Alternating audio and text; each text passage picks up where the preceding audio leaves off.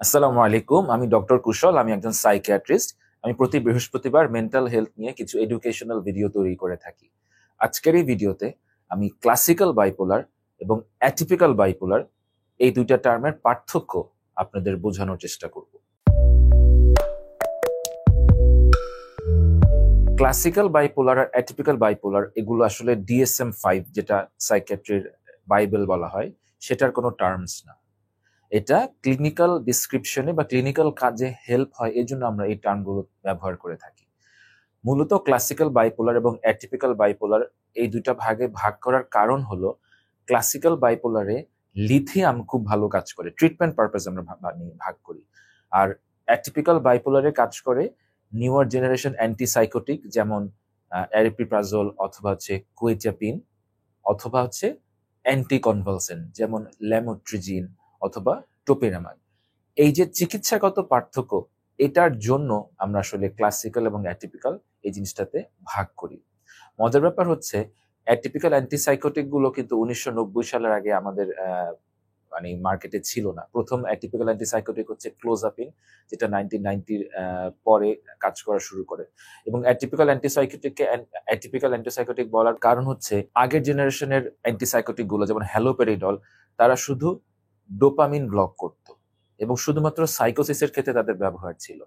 কিন্তু atypical antipsychotic dopamine এবং serotonin দুইটা রিসেপ্টরকেই ব্লক করে, এজন্য এটাকে অ্যাটিপিক্যাল অ্যান্টিসাইকোটিক বলা হয়। যদিও এটা অ্যাটিপিক্যাল অ্যান্টিসাইকোটিক, মজার ব্যাপার হলো এগুলো ব্যবহার কিন্তু বেশি। সাধারণত আমাদের মনে হয় কি কথা শুনে যে অ্যাটিপিক্যাল জিনিসের ব্যবহার বোধহয় কম থাকবে, বাট অ্যাটিপিক্যাল জিনিসের ব্যবহার আলটিমেটলি এখন কিন্তু বেশি হয়ে থাকে, স্পেশালি 1990s এর পর। এখন তো 2024 সাল, এখন অ্যাটিপিক্যাল অ্যান্টিসাইকোটিকের ব্যবহার অনেক বেশি। তো আমরা ক্লাসিক্যাল এবং অ্যাটিপিক্যাল এই দুটার পার্থক্য আমরা একটা একটা করে বলি। ক্লাসিক্যাল বাইপোলারে যে ম্যানিয়া হয়, সে ম্যানিয়ার মুডটা থাকে অনেক বেশি ব্রাইট বা ইলেটেড, অনেক বেশি হাই থাকে, মুড অনেক বেশি মানে ইলেটেড থাকবে তারা। আর যারা অ্যাটিপিক্যাল, তাদের মুডটা ইউজুয়ালি ইরিটেবল থাকবে অথবা মিক্সড থাকবে, খিটখিটে থাকবে কিছুটা। এই যে মিক্সড এপিসোড, দ্বিতীয় পার্থক্য, মিক্সড এপিসোড যেখানে কিছুটা হাইও থাকে আবার কিছুটা লো থাকে, এটা ঘুরে ফিরে আসে আর কি, দুইটা দুইটা জিনিসই থাকে। সেটা ক্লাসিক্যালের ক্ষেত্রে এটা খুবই রেয়ার, কারণ ক্লাসিক্যালে ইলেশনটাই বেশি, কিন্তু মিক্সড এপিসোড অনেক বেশি কমন ইন অ্যাটিপিক্যাল। ক্লাসিক্যালে আমাদের র্যাপিড সাইক্লিং এর হার খুবই কম, বাট অ্যাটিপিক্যাল বাইপোলারে র্যাপিড সাইক্লিং এর হার খুবই বেশি। র্যাপিড সাইক্লিং কি, যে গত এক বছরে 4টা এপিসোড বা 4টে এপিসোডের বেশি তার হয়েছে। এটা খুবই একটু গ্রেভ কন্ডিশন, কারণ অনেক কষ্ট হয় রোগীর। এটা কিন্তু অ্যাটিপিক্যালে বেশি।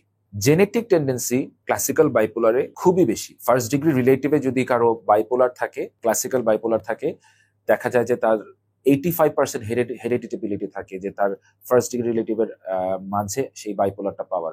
ফার্স্ট ডিগ্রি রিলেটিভ কারা? যারা আপনার সাথে অ্যাটলিস্ট 50% ডিএনএ শেয়ার করে, যেমন আপনার বাবা মা বা আপনার সিবলিং।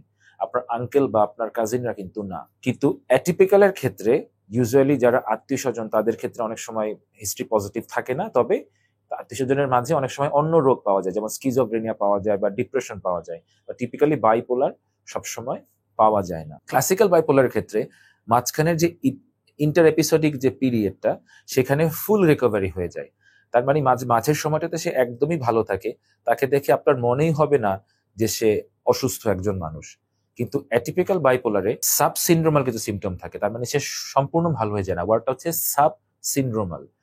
একটু হলেও ধরেন তার ডিপ্রেশন সেরেছে, বা তার একটু হলেও ডিপ্রেসিভ সিমটম চলতে থাকবে। সো জিনিসটা কঠিন। ক্লাসিক্যাল বাইপোলারে ইউজুয়ালি হসপিটালাইজেশন লাগে, তার ম্যানিক ফেজ এত বেশি বেড়ে যায় যে তাকে শুধুমাত্র অনেক সময় আউটডোরে মানে ম্যানেজ করাটা খুবই কঠিন হয়ে যায়। বাট অ্যাটিপিক্যাল বাইপোলারে ইউজুয়ালি আপনার হসপিটালাইজেশন প্রয়োজন হয় না। ক্লাসিক্যাল বাইপোলারে ইউজুয়ালি কোমরবিডিটি থাকে না, কিন্তু অ্যাটিপিক্যাল বাইপোলারে ইউজুয়ালি অনেক কোমরবিডিটি থাকে। যেমন সবচেয়ে কমন কোমরবিডিটি হচ্ছে, কোমরবিডিটি জিনিসটা কি সেটা আগে বুঝিয়ে নিই। মানে বাইপোলার ছাড়াও তার অন্যান্য মানসিক রোগ থাকে, যেমন তার অ্যাংজাইটি ডিসঅর্ডার থাকে, তার অ্যাডিকশন থাকে, তার ওসিডি থাকে, তার এডিএসডি থাকতে পারে। একটা গবেষণায় দেখা যায় যে অ্যাটিপিক্যাল বাইপোলারে 60% ক্ষেত্রে 3 বা ততোধিক রোগ থাকতে পারে, এবং 75% ক্ষেত্রে তাদের কোনো না কোনো অ্যাংজাইটি ডিসঅর্ডার থাকে, পার্টিকুলারলি জেনারেলাইজ অ্যাংজাইটি অনেক বেশি থাকে। সো অ্যাটিপিক্যাল বাইপোলারে অনেক ধরনের কিন্তু মানসিক রোগ বাইপোলার ছাড়াও থাকে, বাট ক্লাসিক্যাল বাইপোলারে শুধু বাইপোলারটা থাকে, এজন্য এটা ট্রিট করা অনেক সময় সহজ হয়। এবার আমরা আসি পার্সোনালিটিতে। ক্লাসিক্যাল বাইপোলারে পার্সোনালিটি থাকে ইউজুয়ালি একটু হাইপার থাইমিক, তার মানে সে খুব পিপল পার্সন থাকে, তার তার মুডটা খুব ইলেটেড থাকে এবং সে লিডারশিপ একটা কোয়ালিটি থাকে, হাইপার থাইমিক পার্সোনালিটি। আর অ্যাটিপিক্যাল বাইপোলারে তার থাকে কিছু সাইক্লোথাইমিক টেম্পারমেন্ট, মানে টেম্পারমেন্ট জিনিস, সাইক্লোথাইমিক টেম্পারমেন্ট জিনিসটা কি, এটা একটা সাইকোলজিক্যাল কনস্ট্রাক্ট, এবং তারা একটু মুডি থাকে, তারা একটু ইমোশনালি মানে রিয়াক্টিভ থাকে, কারণ তাদের ইন্টারপার্সোনাল সেন্সিটিভিটির জন্য। এটাই মূলত সাইক্লোথাইমিক মুড। তাছাড়াও বর্ডার লাইন ট্রেটও তাদের থাকতে পারে।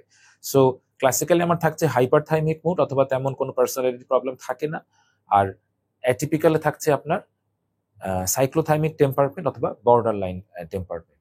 এরপরের পার্থক্য, যেটা মূল পার্থক্য, যে ট্রিটমেন্টের ক্ষেত্রে ক্লাসিক্যাল বাইপোলারে সবচেয়ে বেশি রেসপন্ড করেছে লিথিয়াম। লিথিয়াম একটা খুবই ভালো ড্রাগ, যেটা নিউরোপ্রোটেক্টিভ এফেক্ট দেয় এবং এটা ডিমেনশিয়া থেকেও প্রিভেন্ট করে। যদিও কিছু কগনিটিভ ডালনেসের কিছু সাইড এফেক্ট হয় এবং কিছু থাইরয়েড চেক করতে হয়, আবার কিডনিও চেক করতে হয়, কারণ এটা কিডনি দ্বারা এক্সক্রিশন হয়। এজন্য যারা লিভারের সমস্যা থাকে তাদের জন্য খুবই ভালো ড্রাগ হচ্ছে লিথিয়াম, যদি তারা বাইপোলারে ভুগে থাকে। ওভারঅল লিথিয়ামের নিউরোপ্রোটেক্টিভ এফেক্ট খুবই হাই এবং এটা ডিমেনশিয়াকে প্রিভেন্ট করে, এবং ক্লাসিক্যাল বাইপোলারে লিথিয়াম অসম্ভব ভালো কাজ করে। কিন্তু অ্যাটিপিক্যাল বাইপোলারে লিথিয়াম ভালো কাজ করে না। কাজ করে কোনগুলা? অ্যান্টি কনভালসেন্ট, যেমন ল্যামোট্রিজিন, যেমন টোপিরামাইড, এগুলো ভালো কাজ করে। অথবা কাজ করে হচ্ছে নিউয়ার জেনারেশন বা সেকেন্ড জেনারেশন অ্যান্টিসাইকোটিক, যেমন অ্যারিপ্রিপ্রাজল, পার্টিকুলারলি কুইটেপিন অথবা রিসপেরিডন, এগুলো অনেক ভালো কাজ করে। সো ট্রিটমেন্ট পারপাজে আমাদের কিন্তু এই জিনিসটা আলাদা করতে হয়। আর লাস্ট পার্থক্য হচ্ছে, যদিও অ্যাটিপিক্যাল বাইপোলার শুনতে মনে হয় যে অ্যাটিপিক্যাল, বাট এটা অনেক বেশি কমন। আর ক্লাসিক্যাল বাইপোলারটা একটু লেস কমন, শুধুমাত্র মানে মানে ম্যানিয়াই থাকবে এবং অন্য কোনো কোমরবিডিটি থাকবে না, এটা খুব বেশি আসলে দেখা যায় না। অনেক বেশি দেখা যায় আসলে অ্যাটিপিক্যাল ভ্যারিয়েন্ট গুলো। সো আজকের ভিডিওতে আমরা জানতে পারলাম যে কারো কারো ক্লাসিক্যাল ভ্যারাইটি অফ বাইপোলার হয়, কারো কারো অ্যাটিপিক্যাল ভ্যারাইটি অফ বাইপোলার হয়। আমরা অনেকগুলো ক্লিনিক্যাল জার্গন জানতে পেরেছি, যেমন হাইপারথাইমিক পার্সোনালিটি, যেমন সাইক্লোথাইমিক টেম্পারমেন্ট, যেমন সাব সিনড্রোমাল, অ্যাটিপিক্যাল, অ্যান্টিসাইকোটিক, অনেক ধরনের ক্লিনিক্যাল জার্গন আমরা শুনেছি। যদি আমাদের ক্লিনিক্যাল জার্গন গুলো বুঝতে সমস্যা হয়, আমরা ভিডিওটা আরেকবার দেখতে পারি। আপনাদের যদি বাইপোলার নিয়ে কোনো রকম প্রশ্ন থাকে, যেটা আপনারা আমি চান যে আমার ভিডিওতে আমি অ্যাড্রেস করি, তাহলে আপনারা কমেন্ট বক্সে লিখতে পারেন আপনাদের প্রশ্ন। আমি চেষ্টা করবো আমার সাবসিকুয়েন্ট ভিডিওতে সেই প্রশ্নগুলো আনসার করার। আর আজকে আমরা ভিডিওতে আমরা জানতে পারলাম যে ক্লাসিক্যাল ভ্যারাইটি অফ বাইপোলার আর অ্যাটিপিক্যাল ভ্যারাইটি অফ বাইপোলার, এই দুইটা কিছুটা আলাদা।